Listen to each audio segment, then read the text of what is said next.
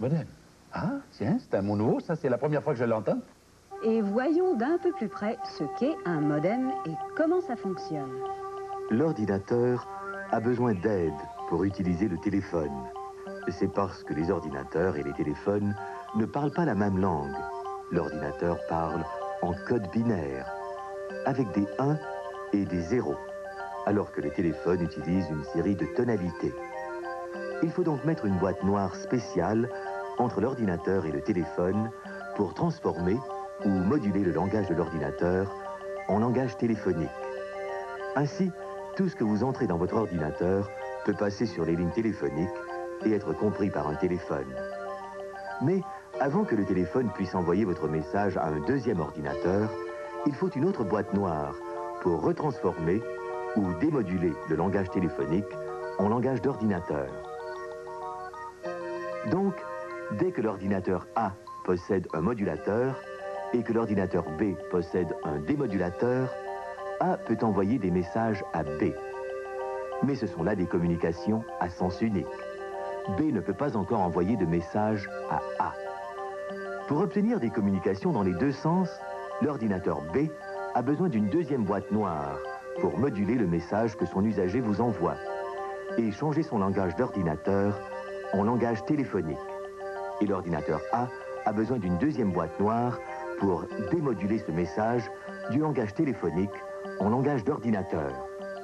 Mais pour éviter d'acheter deux boîtes noires pour chaque ordinateur, un modulateur et un démodulateur, on peut les combiner en une seule, un modulateur-démodulateur, ou, en abrégé, un modem. Quand un ordinateur est équipé d'un modem, il peut envoyer et recevoir des messages à destination et en provenance de n'importe quel autre ordinateur dans le monde entier, si ce dernier est aussi équipé d'un modem. Vous savez, il y a quand même quelque chose qui m'inquiète. Si les ordinateurs parlent si facilement entre eux, est-ce qu'il n'y a pas un danger pour la vie privée des gens? Enfin, un ordinateur pourrait entrer en contact avec le mien pour savoir ce qu'il y a sur ma déclaration d'impôt, par exemple, ou bien obtenir d'autres renseignements confidentiels. Non, non, ne vous en faites pas, Yvon, c'est pas possible. Ah non? Oui, évidemment. Il faudrait que l'ordinateur soit allumé, Oui. le modem branché, que la ligne téléphonique soit libre. Et même si votre ordinateur était allumé et la communication établie, il est peu probable que vous ayez laissé votre déclaration d'impôt dans l'ordinateur.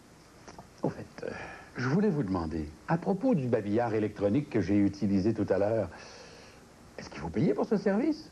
Non, la plupart des petits babillards électroniques sont offerts gratuitement par des groupes ou des gens possédant un micro-ordinateur et qui en font leur passe-temps. Mais il existe aussi d'énormes banques de données auxquelles on peut avoir accès moyennant des frais minimes.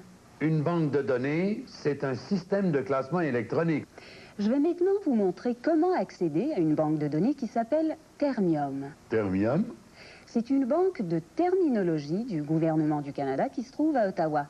Le programme de communication est déjà chargé dans l'ordinateur. Et le modem est déjà branché sur la prise téléphonique. Mais oui, mais comment je vais faire pour signaler il n'y a pas de téléphone? C'est le modem qui va le faire pour vous. Et c'est pour cette raison qu'on dit que c'est un modem automatique. Ah! Il vous suffit de taper le numéro sur l'ordinateur pour que celui-ci dise au modem quoi faire. Une fois la communication établie, il faut utiliser un code et un mot de passe pour avoir accès aux informations de la banque de terminologie. Mais pour gagner du temps, Yvon, nous nous sommes déjà mis en communication avec Ottawa. Bon, allons-y. Tapez le premier mot, logique, et puis faites return.return.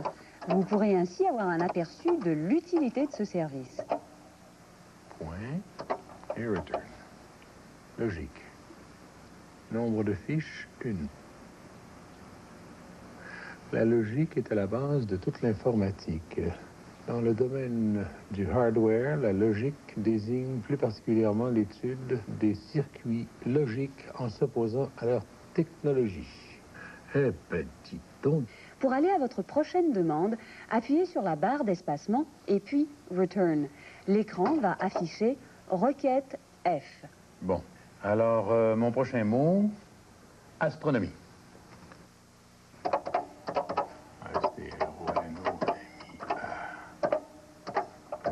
et return. C'est fantastique comme ça trouve les renseignements rapidement, hein?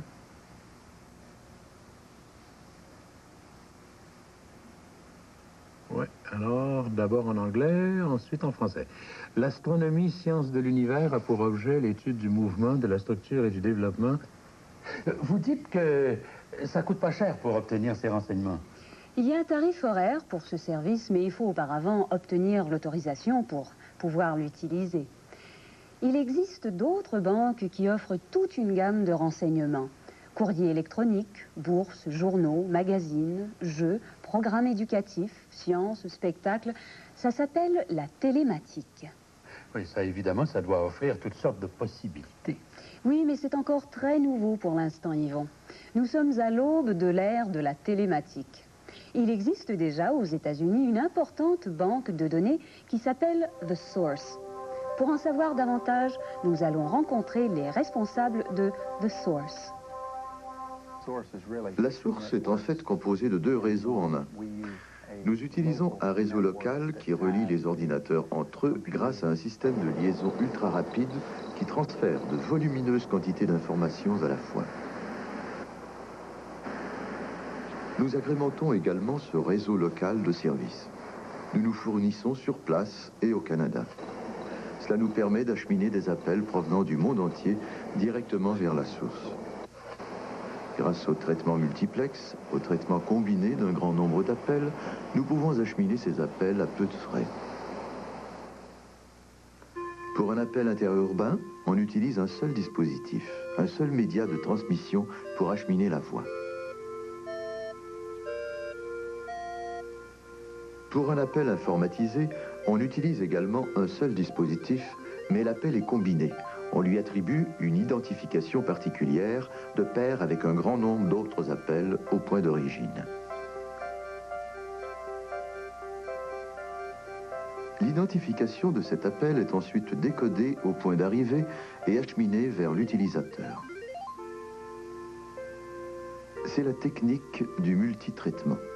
Une identification est attribuée au point d'origine et en se servant de cette identification au point d'arrivée, on répartit les divers appels qui ont été transmis ensemble.